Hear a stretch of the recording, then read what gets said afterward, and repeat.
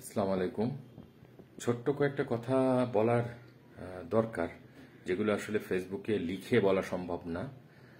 তো প্রথমত কথা হচ্ছে যে হিন্দুদের যে উপরে যে বিভিন্ন ধরনের আক্রমণ হচ্ছে এবং এই বিষয়ে কাউন্টার পাল্টা কথাবার্তা এরকম চলছে, এ বিষয়ে আমার মাঠ পর্যায়ের অভিজ্ঞতা থেকে আমি দু একটা কথা বলছি। যেহেতু বিগত কয়েকদিন আমরা বিভিন্ন টিম নিয়ে মাঠে ছিলাম এবং বিভিন্ন জায়গা থেকে আমরা খবর পেয়েছি, যতটুকু সম্ভব তাদেরকে সাপোর্ট দেওয়ার চেষ্টা করেছি।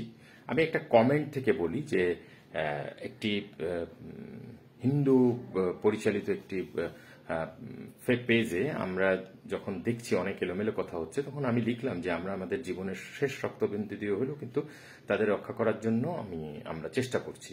সেখানে কিন্তু কেউ এটাকে অ্যাপ্রিসিয়েট না করে হিন্দু ভাই বোনেরা শুধু বিভিন্ন ধরনের তির্যক প্রশ্ন করলেন এবং এমনকি তারা একটা জায়গায় এসে বলছেন যে কেন প্রোটেক্ট করতে হবে তাদের, কাদের হাত থেকে প্রোটেক্ট করেন এরকম।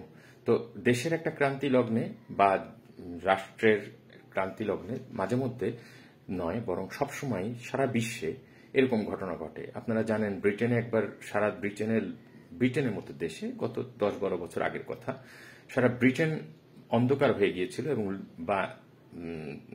হ্যাঁ, ব্রিটেনেরই কথা। তো সমস্ত ডিপার্টমেন্টাল স্টোর লুট হয়ে গেল। কারা করলো? বাংলাদেশের লোকজন গিয়েছিল? ব্রিটেনে যারা থাকেন, যারা এত আইন মানেন, তারাই করেছিলেন। সো সিচুয়েশনকে বুঝতে হবে।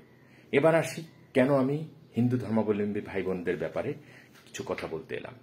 দেখেন, আপনারা যে এলাকায় থাকেন, আপনারা কিন্তু সাধারণত আমাদের হিন্দু অধ্যুষিত এলাকাগুলোতেই আমাদের যা ঘটনা ঘটেছে শুনেছি, এবং সেগুলো হিন্দু অধ্যুষিত এলাকা। তার মানে আপনারা 10 বাড়ি হিন্দু আছেন। আমরা যেরকম বিভিন্ন এলাকায় যে এলাকার সেই এলাকায় কিন্তু কমিটি গঠন হয়ে গেছে, তারা 10-12 জন মিলে পাহারা দিচ্ছে। কারা দিচ্ছে? বাইরের কেউ এসে কিন্তু দিচ্ছে না, দিচ্ছে হচ্ছে সেই এলাকার লোকজন, প্রতিবেশী সবাই মিলে ঠিক প্রত্যেক বাড়ি থেকে লোকজন নিয়ে কাজ করছে। তো আপনারা কেন এই কাজটা করছেন না? হিন্দু মহাজোটের গোবিন্দবাবু, শ্রী গোবিন্দবাবু, উনি চমৎকার কথা বলেছেন। এই কথাটাই কিন্তু উনি বলেছেন যে আপনারা সবাই মিলে আপনাদের প্রোটেকশন নেন, যেহেতু এখন দেশে একটা ক্রান্তি লগ্ন। কিন্তু এবং উনি আরেকটা চমৎকার কথা বলেছেন, এবং হিন্দু ঢাকেশ্বরী মন্দিরে সম্ভবত একটা আলোচনায় উনি বলেছেন যে আপনারা পুজোর সময় আসবেন, ভোগের সময় আসবেন, কিন্তু মন্দির ঠেকানোর সময় আসবেন না। হ্যাঁ, এটা আসলে খুব গুরুত্বপূর্ণ। আরেকটা কথা হচ্ছে, এই আন্দোলনটাকে কেন জানি অনেক হিন্দু সম্প্রদায়ের মানুষ একটু তির্যকভাবে প্রশ্ন করছেন।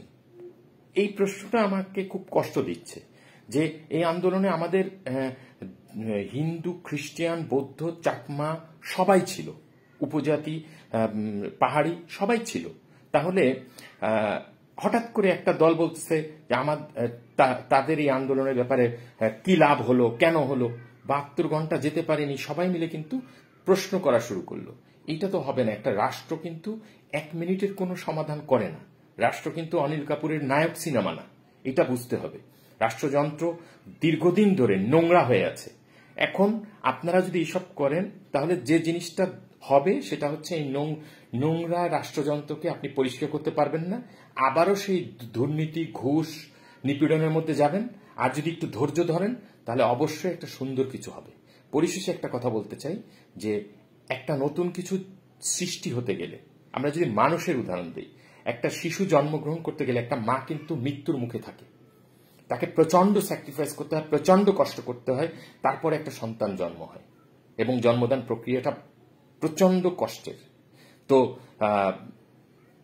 সেই মায়ের কিন্তু সেই ত্যাগটা করতে হয়। সুতরাং আমরা সবাই যদি ত্যাগের চিন্তা না করে শুধু এখন থেকে আমার লাভটা খুঁজতে থাকি, তাহলে কিন্তু আমরা সেই আগের জায়গায় ফিরে যাব। তো আমার কথাবার্তায় যদি কোনো ভুল হয়ে থাকে আমাকে বলবেন, আমি শুধরে নেব। আর যদি মনে করেন যে হ্যাঁ, এর মধ্যে আমাদের সবার জন্য ভালো কথা আছে, তাহলে সেই কথাগুলো গ্রহণ করে যে যার জায়গা থেকে কাজ করবেন। Thank you.